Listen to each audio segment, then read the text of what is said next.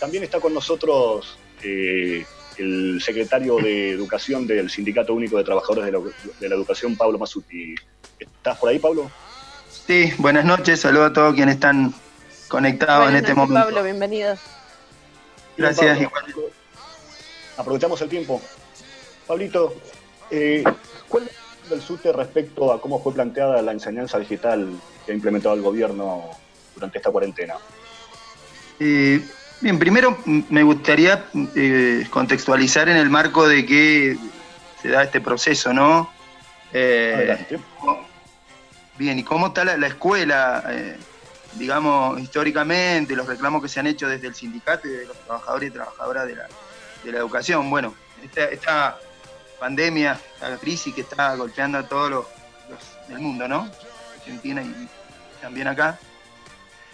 Digo que está azotando, cruzando la frontera, como un escrito ahí que estamos armando.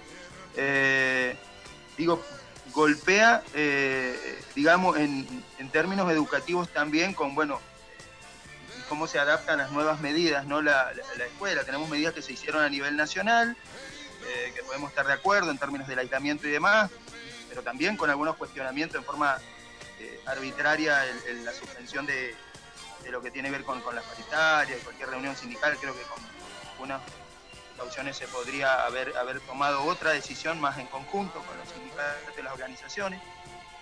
En el marco también de excepciones y demás, se dio la suspensión de actividades escolares, que también acá se hizo siguiendo esa línea a nivel provincial, entendemos improvisadamente, desorganizada, de forma desorganizada, sin consultar a los trabajadores.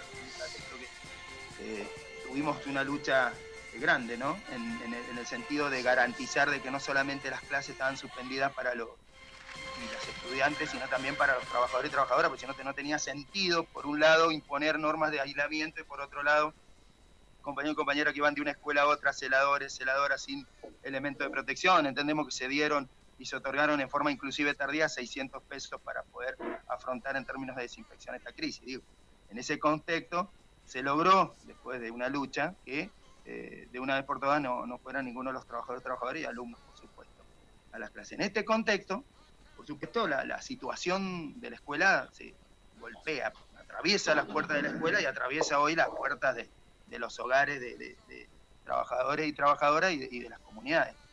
En ese contexto donde en la escuela nos faltaba inclusive todos los recursos para lo que tiene que ver con este tema puntual de la educación virtual, nos faltaba infraestructura, situaciones de baño, escuelas que no comenzaron por esta situación, digo, meriendas, comedores, abono, todo lo que tiene que ver con recursos también tecnológicos para brindar una real calidad educativa.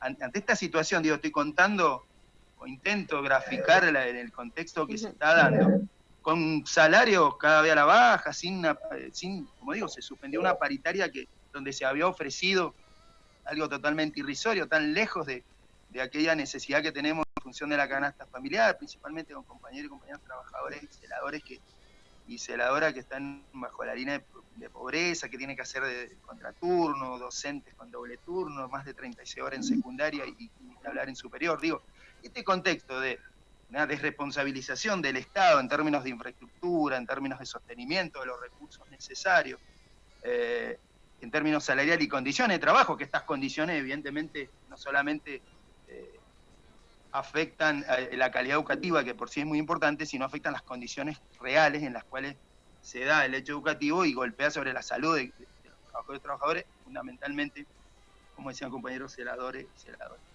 En ese contexto, nosotros nos encontramos con la necesidad, digo, por un lado, necesidad y también de la forma que lo trabajó el gobierno de imposición, de la educación virtual a distancia, que el concepto que tenemos desde el SUTE, por supuesto que no vamos a estar en contra de una herramienta, es una herramienta más, es un dispositivo que de hecho se utiliza en términos universitarios, también se puede utilizar como compensación, como fortalecimiento, ¿no? de situaciones, de todo lo que tiene que ver con el proceso educativo. Ahora, lo que nosotros tenemos que tener claro con qué posibilidades concretas se desarrollan. Digo, si en las mis propias escuelas, por ahí, no tenemos ni recursos ni la conectividad suficiente, cuánto más esto se agrava, impacta cuando necesitamos realizar tareas, en el caso de las comunidades, con escasez o nulo, o posibilidades reales en términos de recursos y de conexión, y lo mismo con los compañeros y compañeras docentes, digo, ¿no? Entonces, bueno, en ese sentido, lo que nosotros planteábamos es una herramienta, es una posibilidad. Ahora, no puede estar eso ligado, una vez más, a un modo de control, de imposición, de una suerte de vigilancia, ¿no? En términos de ligadas a una asistencia diaria de estudiantes, de docentes, pidiendo listas, pidiendo ya evaluaciones, cuando es un proceso que se va a ir dando en el tiempo y que justamente creemos que desde el sindicato, que cada una de las comunidades, las escuelas, los docentes, van a ir trabajando este proceso junto con sus comunidades en función de las posibilidades reales, y este proceso se va a ir dando. Lo que tiene que hacer el gobierno, en este caso, y el gobierno escolar, no hablar que vamos a tener más tiempo, porque de hecho son horas y horas que están destinando muchas más docentes para este trabajo, y evidentemente la familia, porque hay toda una adaptación y un proceso. Es raro que alguien que viene de la educación plantee esto no como mayor tiempo y como algo así facilista, sino al contrario, es un proceso que tiene que acompañar, sostener, guiar de alguna manera, brindar los recursos, el Estado, y no utilizarlo, como decía recién, en términos de control desde algo punitivo, ¿no? Desde la inasistencia de aquel, por ejemplo, que no pudo conectarse, tanto docentes como estudiantes. Respecto a eso, Pablo, sí. Respecto a eso, otra de las críticas del SUTE ante esta modalidad fue que no se han contemplado las desigualdades, y en paralelo a ello, ¿se puede plantear la idea de presentismo ante esta realidad y dada la disparidad de recursos tecnológicos y del conocimiento que de ello tienen tanto los padres como los docentes? Por supuesto que no, digo, repito, es un proceso que se va a ir dando, que tiene que ir acompañando y sosteniendo el Estado, y por supuesto dejando a la libertad y la autonomía de las instituciones para que lleven adelante el proceso, sin ligarlo necesariamente a una asistencia, porque de hecho los procesos de aprendizaje se dan, y en las condiciones que planteábamos recién, se dan sin una vigilancia, sin un mecanismo de control. Digo, esta lógica de panóptico, hemos tenido la posibilidad de leer a Foucault, digo, esto de vigilar y castigar, esto tiene que desaparecer. Tiene que haber un proceso democrático, libre, desde las escuelas, e ir acompañando este proceso. No ligarlo necesariamente a una asistencia, y para colmo en términos diarios, porque de hecho se hace. No está el director de escuela y el gobernador todos los días en las aulas. Están los docentes, están los celadores y celadores brindando todo lo que necesitan los chicos y las chicas, están los directivos, están los trabajadores y trabajadoras al pie del cañón, que son los que sostienen diariamente en el país, en la provincia, un sistema educativo, hasta con autogestión de las propias escuelas, buscando los recursos que necesitan para poder solventar meriendas y todo lo que necesitan en términos también de recursos. Y hoy, más que nunca, no necesitamos, me incluyo, maestro de primaria y de adulto, me incluyo, en que no puede esto estar ligado a una imposición más. Para nada nosotros avalamos esto, y sí estamos dispuestos a que el gobierno nos llame en términos de todo, ¿no? Las estrategias y las medidas que se pueden hacer en términos de esta pandemia, y en relación con la educación estamos dispuestos a brindar todas las herramientas, nuestros aportes también desde las escuelas, pero estos mecanismos tienen que desaparecer, porque entiendo, para nada favorecen al proceso, y una vez más dan cuenta de cómo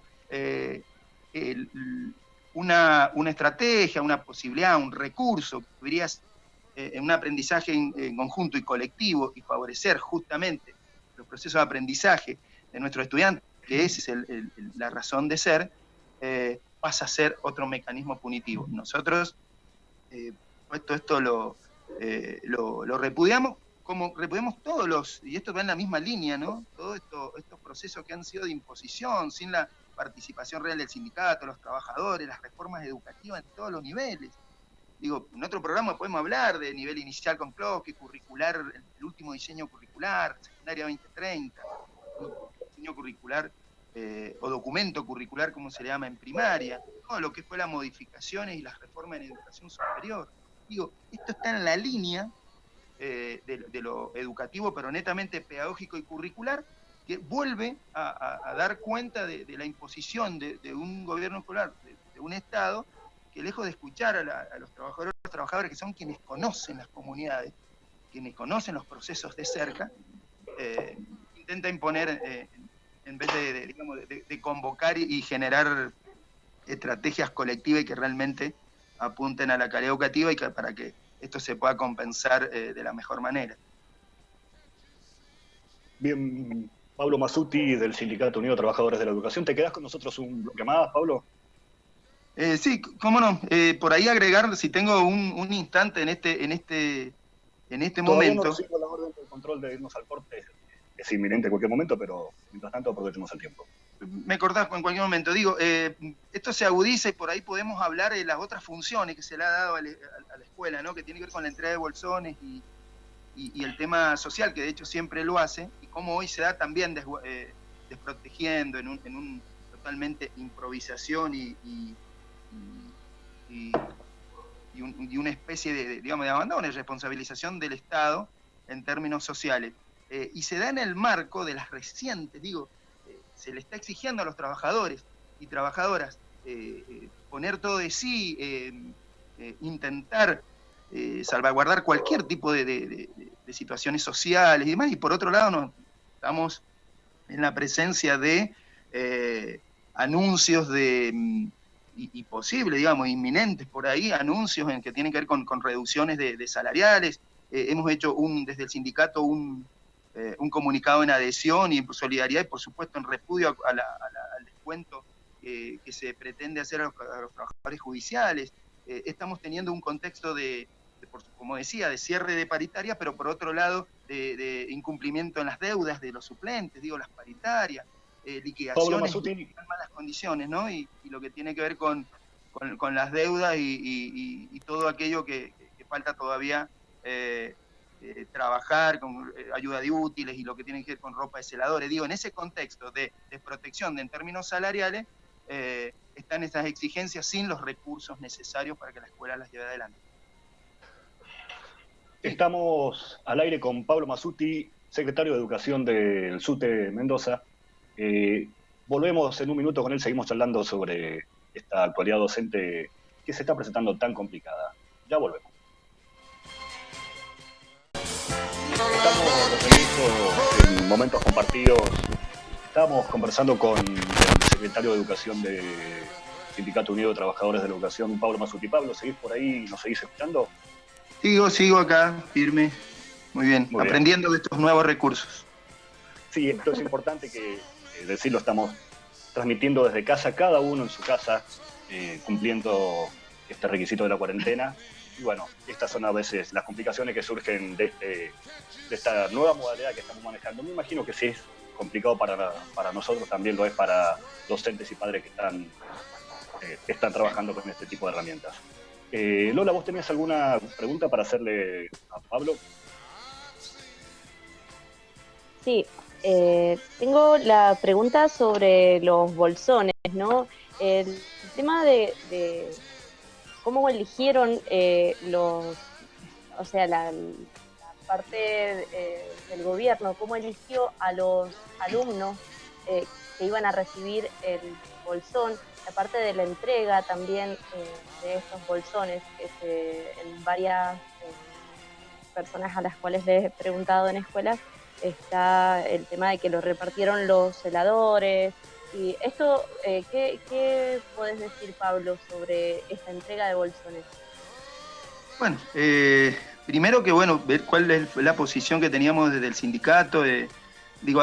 Históricamente la escuela como institución del Estado ha sido, sobredemandada. Esto por ahí Tenti Fanfani habla de esto, ¿no? Cómo las situaciones sociales exceden a la escuela, pasan sus puertas y evidentemente esas diferencias o dificultades sociales se transforman adentro, ¿no? En diferencias, problemáticas educativas. Y la escuela siempre ha intentado compensarlas y los estados han delegado esa responsabilidad históricamente, digo, pasa hoy con los comedores, pasa lo que planteábamos recién.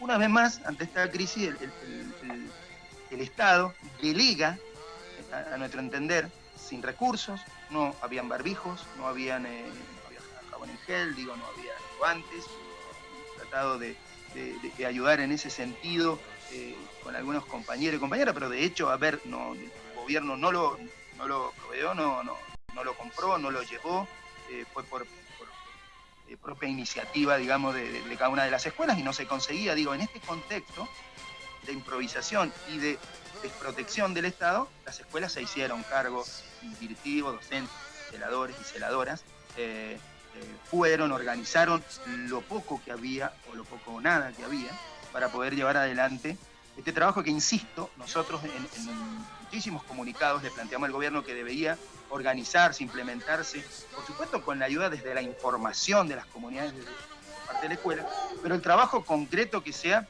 llevado adelante por los municipios. De hecho, en algunos lados, en algunos departamentos se hizo así, y por el Ministerio de Desarrollo Social. Digo, hay distintas estructuras que tiene el Estado preparadas para esto, y no delegar nuevamente en las instituciones, que, repito, con toda la solidaridad, como siempre lo hacen, lo han vuelto a hacer, pero insistimos que no puede volver a ocurrir, en el marco de la desprotección en términos de desinfección de la salud, tanto para quienes entregaban como para quienes recibían.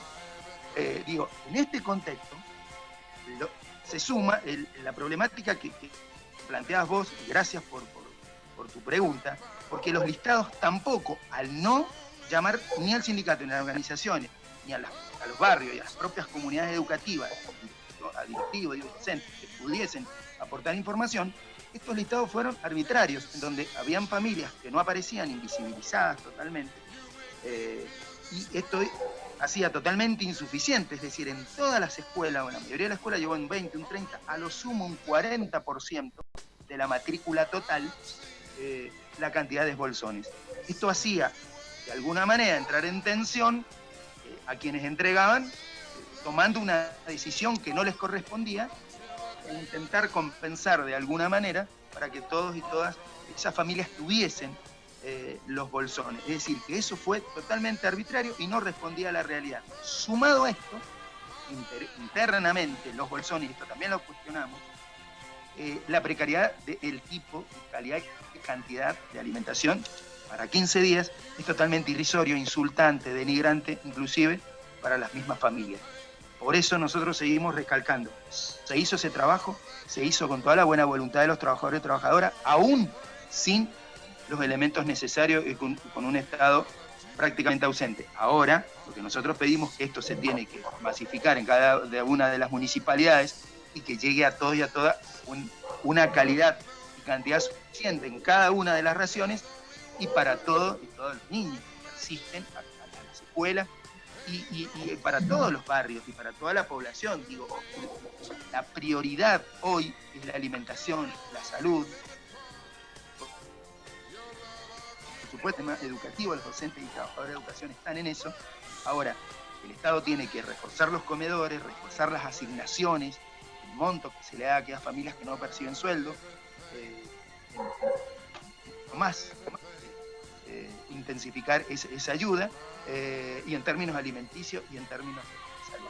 En ese sentido, nosotros seguimos planteando, la escuela está haciendo su parte, las comunidades, las organizaciones sociales están justamente generando mecanismos a través de las redes de colaboración, con teléfono, colaborando a través de los merenderos. Después les voy a pasar la información, por ejemplo, a las asambleas por el agua, en esa histórica lucha. Hoy están también junto a muchas organizaciones generando esas redes que contienen lo que el Estado no contiene, llenan esos vacíos que el Estado no llena y sostienen aquello que el Estado de alguna manera delega en toda organización social o en este caso en las escuelas. Entonces, el tema específico de la ayuda de alimentos sigue una constante, como falta en cantidad y calidad, como pasa en lo cotidiano de las escuelas. Hoy, Pablo, sí. Pablo, vos nombraste la paritaria docente. Recientemente salió una nota, un reclamo al respecto del Sindicato Unido de Trabajadores de la Educación. ¿Me puedes comentar cuál es el reclamo y en qué contexto está dado? Bien, nosotros teníamos abiertas las paritarias, una paritaria nacional, que nosotros ahí tenemos mucho cuestionamiento, pero de hecho la hubo, se abrió después de un tiempo, el gobierno anterior nacional que no la abría, y de alguna manera eso da un piso, podríamos decir, un techo, digo, desde posiciones más críticas, pero digo, da un marco de discusión. En la provincia nosotros teníamos un mandato de plenario, que plantea el 25% de recomposición, que por supuesto debería ser muchísimo más. Salió votado eso en términos de las paritarias anteriores que han sido, o decretos que han ido de alguna manera postergando el sueldo en función también de las inflaciones galopantes que hemos tenido.